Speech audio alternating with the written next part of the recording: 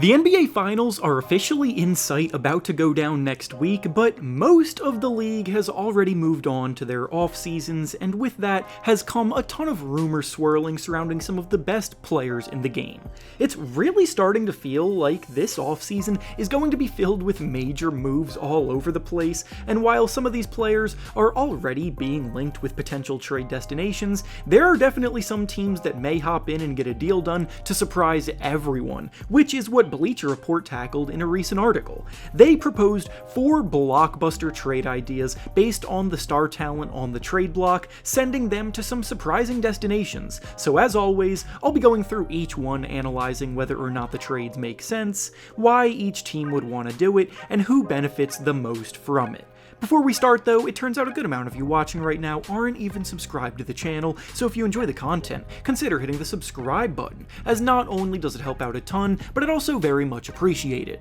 Now with that being said, let's begin. The first trade proposed in the article is between the New Orleans Pelicans and the Sacramento Kings, where the Kings receive Brandon Ingram in exchange for Harrison Barnes, Kevin Huerter, and a first-round pick. This being a proposal that could potentially even be in consideration just speaks to how poorly the end of the season was for Brandon Ingram. He's been a fringe all-star talent for a while, making the All-Star game back in 2020 and posting similar or even better production in the next 3 years that followed that, but this season something went wrong, and he wasn't quite the same guy. This was the first season in a few years that Zion Williamson was mostly healthy, so he was adjusting to playing alongside him and deferring more, which could be one explanation for his dip in production, but when Zion Williamson went down in the play-in tournament, all eyes turned back to Ingram to lead this Pelican squad in the playoffs, and to put it lightly, he did not do that. He was pretty terrible as the Pelicans got swept by the Thunder in the first round, which is a big reason why he's now in these trade conversations, as the Pelicans are looking for a better fit alongside Zion Williamson and CJ McCollum, but even with all of what I just said being the case, it just does not feel like a deal that accomplishes that here. The Pelicans desperately need a point guard, and with Jonas Valanciunas hitting free agency, they will also need to address the center position. What they don't need is Harrison Barnes, who is way worse than Ingram at pretty much everything at the same position, plus another shooting guard with limited creation ability in Huerter. I also struggle to believe that Ingram's price on the market is actually this low, because even though he is coming off of a down year, he was also playing through an injury of his own in the playoffs, and general managers are typically smart enough not to overreact to a small sample size. Overall, I obviously see why the Kings would pursue something like this, since they have their franchise cornerstones in De'Aaron Fox and Domantas Sabonis set at 2 pretty important positions, and bringing in a scoring wing player would be huge for them, but I don't see any reason why the Pelicans would even consider saying yes to this. The next proposal from the article is between the Miami Heat and the San Antonio Spurs, where the Spurs receive Jimmy Butler in exchange for Keldon Johnson, Jeremy Sohan, Zach Collins, and 3 first-round picks. This one is actually really interesting to me because you don't hear much about the Spurs in trade rumors yet. With the emergence of Victor Wembanyama though, they could absolutely look to speed up their rebuild and put together a competitive team around him. One way to do that would definitely be to bring in the ultimate competitor and big game riser himself, Jimmy Butler. The Heat's season ended on a weird note as they got eliminated by the Celtics in the first round without Butler being on the court, since he too suffered an injury in the play-in tournament that held him out of that series, and after Butler had some back and forth on social media about that series, Heat president Pat Riley sort of called him out in his end of season press conference,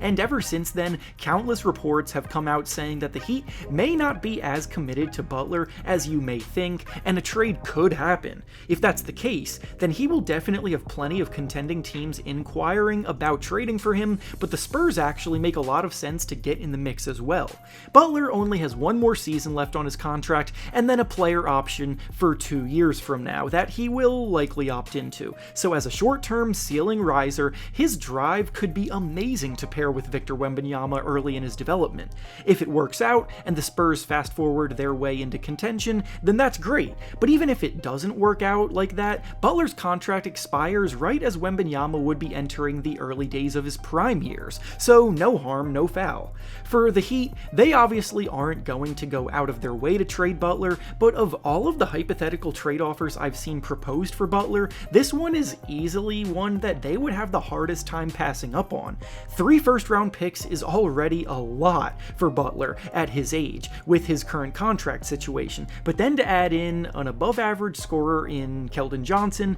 a skilled yet raw forward in Jeremy Sohan, and big man depth behind Bam Adebayo in Zach Collins, it's honestly a pretty solid offer, all things considered. The next proposal from the article is between the Atlanta Hawks and the Orlando Magic, where the Magic received Trae Young in exchange for Cole Anthony, Anthony Black, Jet Howard, and 3 first-round picks. These are 2 teams that seem to be trending in opposite directions, so in order for them to both commit to their new paths, it makes a lot of sense for them to work together here. The Hawks' path back to contention is severely limited with their current core, and all signs are pointing towards the team splitting up their backcourt duo of Trae Young and DeJounte Murray, with neither of them being off the table in trade talks, and for a Magic team on the rise, Young could be exactly what they are looking for. The Magic have built their identity on the defensive end of the floor, ranking as the 3rd best defense in the league this season, but offensively, they lack the firepower to hang with the other contenders around them. Paolo Banchero is a surefire star on the rise,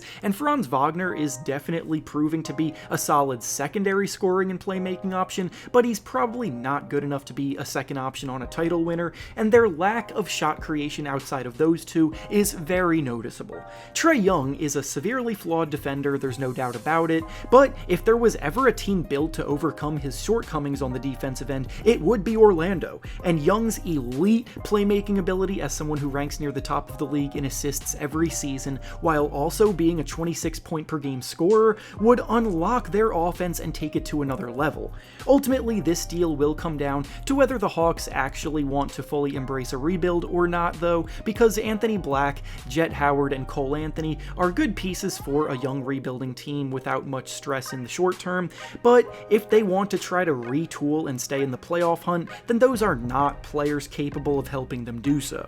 And finally, the last trade proposed in the article is between the Cleveland Cavaliers and the Brooklyn Nets, where the Nets received Donovan Mitchell in exchange for Cameron Johnson, Dorian Finney-Smith, Cam Thomas, and 3 first-round picks. I do these trade reviews pretty regularly on the channel, as many of you know, and as you probably also know, most of the time Bleacher Report trade ideas can be a bit outlandish and unrealistic, but today these proposals are honestly pretty intriguing, especially considering the fact that they're brought about under the guise of being unexpected matches. The Donovan Mitchell situation in Cleveland remains one to heavily monitor, because even though he says he's happy in Cleveland, his actions may tell another tale, and if he doesn't sign an extension, then Cleveland would be wise to explore trades for him before he bolts in free agency and they get nothing in return, and the Nets are a team in desperate need of a legitimate go-to scorer. This trade would allow Darius Garland to go back to being the primary ball handler, which is the role that he had when he made the All-Star team in 2022.